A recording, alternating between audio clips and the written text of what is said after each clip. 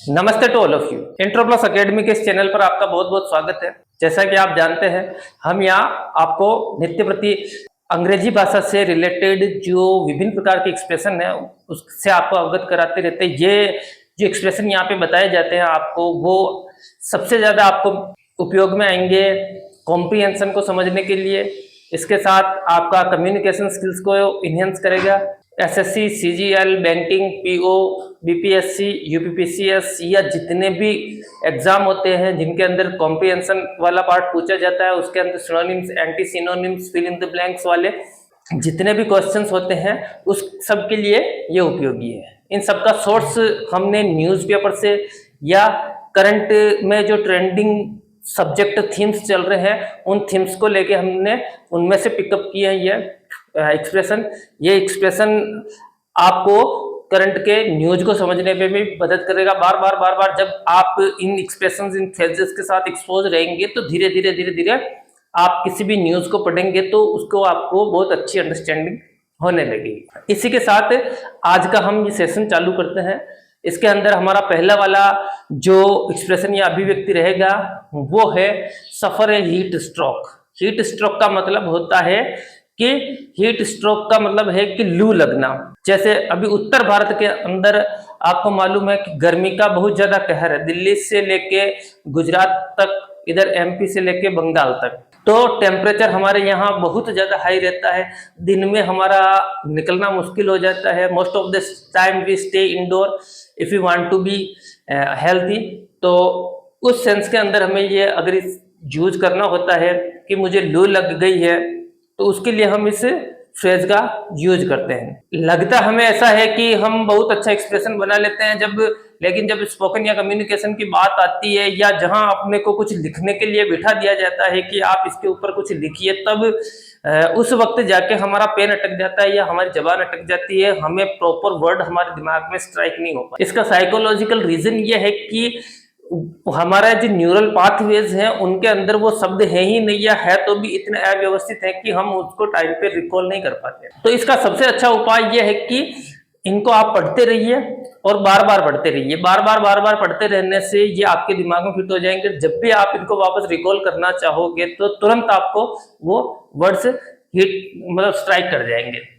तो अब देख लेते हैं हमारा आज का पहला वाला फ्रेज, वो है सफर ए हीट स्ट्रोक। यानी किसी को अपन लू लग जाती है किसी व्यक्ति को तो हम बोलेंगे he is suffering from a heat stroke, यानी उसको लू लग चुकी है। अब इसका एक उदाहरण देख लीजिए। Yesterday I suffered A heat stroke because of 40 degree Celsius, यानी कल का तापमान 44 डिग्री सेल्सियस था, इसके कारण से मुझे लू लग गई। जैसे हिंदी में हम बोलते हैं ना लू लगना या गर्मी लगना, तो उसको बोलेंगे yesterday I suffered from a heat stroke because of 44 degree Celsius temperature. तो इस तरह से आप यूज कर सकते हो। लू लगना, लगने का मतलब आई फाउंड या अपीयर का मतलब ये यहाँ पे नहीं होगा। यहाँ पे लगने के लिए सफर का प्रयोग करना है। सफर का मतलब पीड़ित होना हो गया है। तो आपको कौन सा फ्रेज याद रखना है? ये वाला फ्रेज याद रखना है जब भी हमें बोलना हो लू लगने का। ये यहाँ पे वर्ब है, इस चीज का ध्यान रखना। ये वर्ब टेंस के अकॉर्डिंग बार बार चेंज हो सकती है। ये हीट स्ट्रोक शब्द जो है एक प्रकार का नाउन है, ये बार बार परिवर्तन नहीं होगा। यहाँ पे अगर बोलना चाहेंगे कि तुम बाहर मत निकलो वरना तुम्हें लू लग जाएगी, तो you will suffer A heat stroke so please don't go outdoors. तो इस तरीके से उसका मतलब ऑक्सिलरी वर्ब के साथ या टेंस के अकॉर्डिंग ये मेन वर्ब बदलती रहेगी। दूसरा वाला है न्यूज के अंदर या कॉमन अपनी जो कन्वर्सेशन होती है उसके अंदर हम बोलते रहते हैं कि मुझे लू लग गई, उसके कारण मैं बीमार पड़ गया। I fell sick because of I suffered from a heat stroke. देखिए यहीं पे आप क्या कहते हैं, बहुत अच्छा सा एक सेंटेंस बना सकते हैं। तो आप बोल सकते हैं I fell sick because of yesterday I suffered a stroke. ठीक, तो फॉल सिक का मतलब हो गया है बीमार पड़ना। या इसका जब हम बोलेंगे मैं बीमार पड़ गया, आई फेल सिक, यहाँ पे ये क्या है, इसकी सेकंड फॉर्म आ रही है, यहाँ पे पास्ट टेंस की बात हो रही है। तो ये क्या हो गया है, फेल सिक हो गया, फाल का सेकंड फॉर्म या पास्ट पार्टिसिपल फॉर्म जिसको अपन बोलते हैं। पास्ट पार्टिसिपल वैसे थर्ड फॉर्म को बोला जाता है, लेकिन फिर भी इसको भी अपन पास्ट पार्टिसिपल मान सकते हैं। I fell sick of after consuming fast food that is prepared by him, यानी मैंने उसके द्वारा बनाए गए फास्ट फूड को कंज्यूम करने के बाद मैं बीमार पड़ गया या बीमार हो गया। तो इस तरह की जो चीजें होती है उसको बोलने के लिए I will fail sick if you consume fast food. अगर तुम फास्ट फूड कंज्यूम करोगे, आउटसाइड जो रोड साइड में बेचे जाते हैं फास्ट फूड, अगर उनको बहुत ज्यादा कंज्यूम करोगे तो यू में फॉल सिक, अर्थात तुम बीमार पड़ सकते हो। इस चीज की प्रोबेबिलिटी होती है, इस चीज का बहुत ज्यादा पॉसिबिलिटी होती है। तो वहां पे हम बोलेंगे फॉल सिक, यानी you will fall sick if you consume a lot of fast foods. तो इस तरीके से ये फॉल सिक फ्रेजेस का यूज किया जाता है। अगला वाला है बेस्ट नोन फॉर, यानी सबसे ज्यादा जाना जाता है। हालांकि ठीक है, यहाँ पे अजमेर के अंदर बहुत सारी इंडस्ट्री है, यहाँ पे पहाड़ है, यहाँ पे घूमने की जगह है, लेकिन सबसे ज्यादा अजमेर जाना जाता है अपने तारागढ़ फोर्ट के लिए। इसके अलावा हम बोल सकते हैं मुंबई के अंदर बहुत सारी चीजें हैं, जैसे वहाँ पे बहुत सारी घूमने के भी जगह है, वहाँ पे बहुत सारी इंडस्ट्रीज भी हैं, वहाँ पे बहुत सारी नेगेटिव चीजें जैसे स्लम एरिया है, वहाँ पे अर्बनाइजेशन के जैसे दुष्प्रभाव वहाँ पे देखने को मिलते हैं। मतलब ह्यूमन वॉक की कोई भी ऐसी रिसर्च या स्टडी नहीं हो जो एक मुंबई के इकोसिस्टम के बेस पे हम उसको स्टडी को कैरी आउट नहीं कर सकते हो। लेकिन सबसे ज्यादा मुंबई किस लिए जाना जाता है, तो Mumbai is best known for its Bollywood industry. लेकिन सबसे ज्यादा मुंबई किस लिए जाना जाता है, बॉलीवुड इंडस्ट्री के लिए, माया नगरी के रूप में जाना जाता है। तो कोई चीज बहुत सारी चीजों के लिए जाना जाता है, लेकिन सबसे ज्यादा किस लिए जाना जाता है, तो उसके लिए हम यूज करते हैं best known for, Mumbai is best known for its Bollywood industries. ठीक है, तो उसी तरह अपन यहाँ पे बोल रहे हैं Ajmer is best known for Taragarh fort, यानी अजमेर सबसे ज्यादा तारागढ़ किले के लिए जाना जाता है, क्योंकि पृथ्वीराज चौहान ने यहाँ पे तारागढ़ फोर्ट बनवाया था, ये किला बनवाया था। इसके कारण यह बहुत ज्यादा प्रसिद्ध है और बाहर से टूरिस्ट यहाँ पे इसको विजिट करने के लिए आते हैं।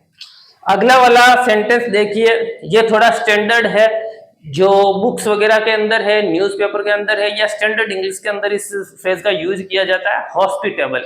हॉस्पिटेबल का मतलब अलग अलग रेफरेंस में अलग अलग हो सकता है। हॉस्पिटेबल का जो एक सामान्य मतलब अगर हम समझना चाहें तो वो होता है अनुकूल। तो जैसे मैं बोल लूं कि राजस्थान की परिस्थितियां या टेम्परेचर बहुत ज्यादा रहने लायक नहीं है, या ये जगह रहने लायक नहीं है, तो हम बोलेंगे the temperature of Rajasthan is not hospitable at all, या this place is not hospitable for human being. यानी चंद्रमा का जो इन्वायरमेंट है, the environment of moon is not hospitable for human being, यानी चंद्रमा का जो वातावरण है, वहां का पर्यावरण है, अभी मानव जाति के रहने के लिए अनुकूल नहीं है, क्योंकि वहां पे वो रिसोर्सेस नहीं है, वो गैसेस नहीं है, वो इंफ्रास्ट्रक्चर हम डेवलप नहीं कर सकते हैं। तो उस सेंस में हम बोलेंगे कि अनुकूल वातावरण नहीं है, या अनुकूल टेम्परेचर नहीं, या कोई भी चीज अनुकूल नहीं है, तो वहां पे अपन बोल सकते हैं हॉस्पिटेबल। या अनुकूल है तो हॉस्पिटेबल बोल सकते हैं। जैसे बिहार एक ऐसा राज्य है जहां पे सबसे कम इंडस्ट्री या पिछड़ेपन के लिए जाना जाता है, बैकवर्डनेस के लिए जाना जाता है। वहां पे सब कुछ इतना ज्यादा रिसोर्सेज होने के बावजूद, इतना ज्यादा जल संसाधन होने के बावजूद, इतना ज्यादा वन संसाधन होने के बावजूद, इतने सारे कर्मठ ह्यूमन रिसोर्सेज होने के बावजूद वो बाहर की ओर माइग्रेशन करते हैं, और जो बिहार की जो लोकल कंडीशंस हैं वो बहुत ज्यादा अच्छी नहीं है। लेकिन हम अच्छी कल्पना करके ये सोचे कि बिहार का जो इन्वायरमेंट है इंडस्ट्री के लिए बहुत ज्यादा अनुकूल है। वहां पे देखो इलेक्ट्रिसिटी है, वहां पे जल है, वहां की सरकार बहुत ही सिंगल विंडो के थ्रू आपको सारी फैसिलिटी अवेलेबल करवाती है अपनी इंडस्ट्री को एस्टेब्लिश करने के लिए। तो ये सब चीजें क्या हो जाएगी, एक अनुकूल चीजें हो जाएगी किसी भी इंडस्ट्री को वहां पे सेट करने के लिए। तो वहां पे हम बोलेंगे Bihar has hospitable conditions for setting up industries, यानी बिहार के अंदर किसी भी इंडस्ट्री को सेटअप करने के लिए या स्थापित करने के लिए बहुत ही अनुकूल परिस्थितियां हैं। तो अनुकूल परिस्थितियों के लिए क्या बोलेंगे, हॉस्पिटेबल का मतलब तो हो गया अनुकूल, और कंडीशंस का मतलब हो गया परिस्थितियां, यानी वहां पे बहुत ज्यादा अनुकूल परिस्थितियां हैं किसके लिए, इंडस्ट्री के लिए। ये थोड़ा स्टैंडर्ड वाला यूज हो गया।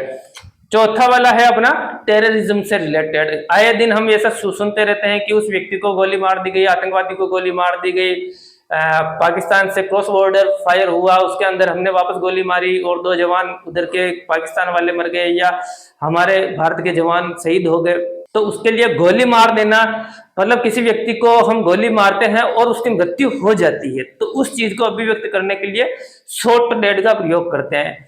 शॉट का मतलब हो गया किसी के ऊपर गोली चला के उसकी मृत्यु कारित करने के लिए। तो उसके लिए हम बोलेंगे the two militants were shot dead by security force, यानी 2 मिलिटेंट्स को, आतंकवादियों को, टेररिस्ट को गोली मार दी गई। किसके द्वारा? सिक्योरिटी फोर्सेस के द्वारा। सुरक्षा कर्मियों की जो फोर्सेस थी उन्होंने उसको गोली मार दी और उनकी मृत्यु कारित कर दिए, उनको यहाँ से जहन्नुम पहुंचा दिया। तो ये 4, 5, 6, 7 है, ये आपको कॉम्प्रिहेंशन में भी यूज आएंगे। कहीं पे आप कोई ऐसे वगैरह लिख रहे हो तो भी काम आएंगे, किसी इंटरव्यू के अंदर आप जाते हो तो काम आएंगे, ऑफ कोर्स कम्युनिकेशन के तो अंदर आपको काम आने ही है। सिनोनिम्स, एंटोसिनोनिम्स, इससे आपके क्लियर होने ही आप है अगर आप रेगुलर इनको फॉलो करते हो तो। अब इससे आगे अपन चलते हैं, 3-4 आपको और इस तरह के एक्सप्रेशन बता देता हूँ। So next important phrase is picked up for questioning. जब भी हम बोलते हैं कि पुलिस ने 2 व्यक्तियों को इंट्रोगेशन करने के लिए, पूछताछ करने के लिए उठा लिया है या गिरफ्तार कर लिया है या चुन लिया है या उन्हें सिलेक्ट कर लिया है, तो उस सेंस के अंदर हम इस फ्रेज का यूज करेंगे। जनरली ये अपने आप में एक नेगेटिव सेंस की फ्रेज है, लेकिन इसको अरेस्टेड फॉर क्वेश्चनिंग इस तरह से भी किया जा सकता है, लेकिन इसको जनरली अपनी कॉरेस्पॉन्डेंस होती है कम्युनिकेशन स्किल इंग्लिश के अंदर, इसको पिक अप फॉर बोलते हैं। तो पिक अप फॉर क्वेश्चनिंग का मतलब है कि उनको इंट्रोगेशन करने के लिए, गंभीर पूछताछ करने के लिए उन व्यक्तियों को पुलिस अपने साथ थाने के अंदर लेके गई है, तो उसके लिए हम बोलेंगे पिक अप फॉर क्वेश्चनिंग। तो 2 सस्पेक्ट, इसका उदाहरण देखिए। 2 सस्पेक्ट्स, ये 2 सस्पेक्ट्स वर, यहाँ पे एस लगेगा। 2 suspects were picked up for questioning by police, यानी पुलिस के द्वारा 2 जो संदिग्ध व्यक्ति थे उनको क्वेश्चनिंग करने के लिए उठा दिया गया है, उनसे पूछताछ करने के लिए, प्रश्न प्रतिप्रश्न उनसे जिरह करने के लिए, इंट्रोगेशन करने के लिए उन 2 व्यक्तियों को वहां से उठा लिया गया है। अगला वाला है वो है प्रेसिंग इश्यू। प्रेसिंग इश्यू का हम जब भी हम बात करते हैं, जैसे शिक्षा है, अशिक्षा है, बेरोजगारी है, महंगाई है, ये सब क्या है? बर्निंग इश्यूज, मतलब अनएम्प्लॉयमेंट एंड इन्फ्लेशन, और क्या बोलते हैं इसको, illiteracy are burning issues of India. उसी तरह बर्निंग इश्यू की विकल्प के रूप में उसकी जगह हम बोल सकते हैं ए प्रेसिंग इश्यू। उदाहरण के लिए देखिए, child labour still remains A pressing issue in India, यानी चाइल्ड लेबर यानी बाल श्रम का जो विषय है या मुद्दा है वो अभी भी ज्वलंत मुद्दा है इंडिया के अंदर या वर्ल्ड वाइड। ये पहले यूएसए के अंदर भी था, वहां पे बॉन्डेज लेबर हुआ करते थे, यानी बंधुआ मजदूर। तो क्या था? The bondage labour was a pressing issue in the history of America. इसी तरह अगला वाला अपना सेंटेंस है कि नियर बाई एरिया, यानी आसपास के क्षेत्र या आसपास के, द नियर बाई पीपुल या नियर बाई एरिया यानी आसपास के लोग या आसपास का एरिया। इस संदर्भ में जब भी हम बात करते हैं the nearby people around me are jealous of me, यानी आसपास के लोग जो हमारे पास रहते हैं वो क्या है? जीलियस होते हैं या अपने मतलब दुखी करते हैं। तो इसके लिए अपन बोलेंगे नियर बाई एरिया। तो क्या है? Near by area will be benefit, यानी नियर बाई क्या होता है? एरिया बेनिफिट करेगा किससे? रेलवे लाइन प्रोजेक्ट से। यानी अगर कहीं पे जैसे रेलवे लाइन निकल रही है तो रेलवे लाइन के अलोंग विद जो होता है एरिया, यहाँ के लोग क्या कहते हैं? इसको बेनिफिट होता है। डायरेक्ट बेनिफिट तो नहीं होता है क्योंकि यहाँ पे इसके आसपास में कोई मार्केट निकलता नहीं है, लेकिन फिर भी यहाँ के आसपास की जमीन की कीमतें बढ़ जाती है। तो उस सेंस में हम क्या बोलेंगे? नियर बाई एरिया, यानी आसपास का एरिया क्या होगा? विल बेनिफिट फ्रॉम, यानी उनको फायदा होगा, लाभ मिलेगा। किससे मिलेगा?